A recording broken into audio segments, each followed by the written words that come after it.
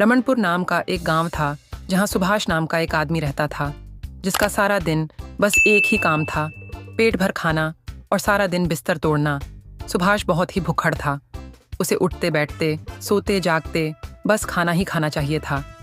घर की गृहस्थ उसकी पत्नी दिशा के हाथों में थी। वह बेचारी सारा दिन मेहनत मजदूरी करती, तब जाकर अपनी बेटी की स्कूल की फीस और घर का खर्च चला पाती।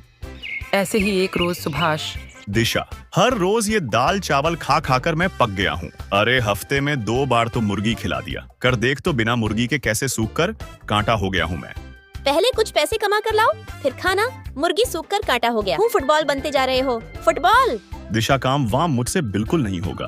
तभी उसका दोस्त नमन वहाँ आता है। अरे सुभाष, तू सारा दिन घर पर पड़ा रहता है। तुझे पता भी है दूसरे गांव में खाने की प्रतियोगिता का आयोजन किया था। एक कंपनी ने जो जितना ज्यादा खाना खाकर प्रतियोगिता जीतेगा उसके घर 2 साल तक का राशन मुफ्त में आता रहेगा और इनाम के 1 लाख मिलेंगे।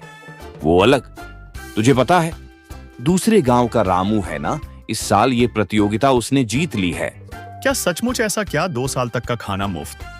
फिर तो अगले साल मैं ही इस प्रतियोगिता को जीतूंगा। उस दिन से सुभाष और भी ज्यादा खाना खाने लगता है। हे भगवान, इनका खाना तो दिन पर दिन बढ़ता ही जा रहा है।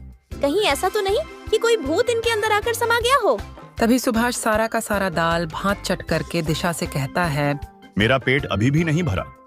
दिशा, तेरी कमाई से मेरा पेट नहीं भर पा रहा, इसलिए तू और पिंकी अंधेरा होने के बाद गांव में सबके घर जाकर एक-एक कटोरी मांग कर लाया करो।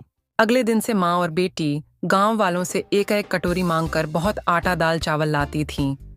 आलसी और भूखड़ पति की वजह से दोनों माँ बेटी बहुत परेशान होती हैं।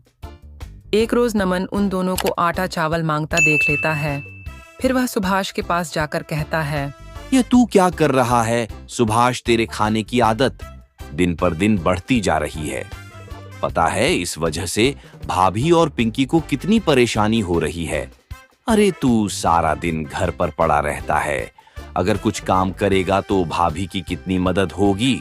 तुझे किसने कहा मैं काम नहीं करता? तुझे पता है खाना खाना भी एक काम है।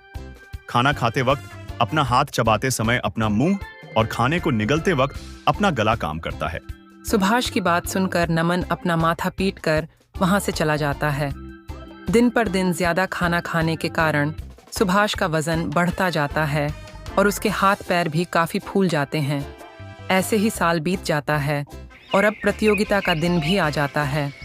सुभाष भी उस प्रतियोगिता में भाग लेने के लिए चला जाता है, लेकिन उसका वजन ज्यादा हो जाने के कारण और कई दिनों बाद इतना चलने के कारण बड़ी मुश्किल से उसके पैर आगे बढ़ पा रहे थे, जिससे उसके पैरों में काफी दर्द होने लगता है।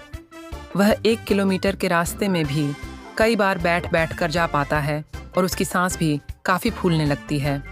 जैसे तैसे वह उस प्रतियोगिता में पहुंच जाता है, जिसके बाद उसमें ढेर सारा खाना खाकर वह उस प्रतियोगिता को जीत जाता है। इनाम के तौर पर उसे 1 लाख रुपए और साथ ही 2 साल का मुफ्त राशन मिलता है।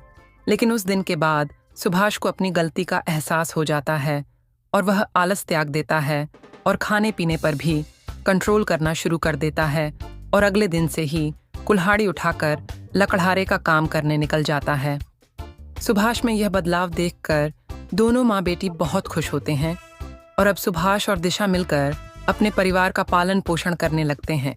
हेलो दोस्तों, कैसे हैं आप सब? हमारी कहानियाँ देखने के लिए हमारे चैनल को सब्सक्राइब कीजिए और हाँ, बेल आइकन पर क्लिक करना मत भूलिएगा।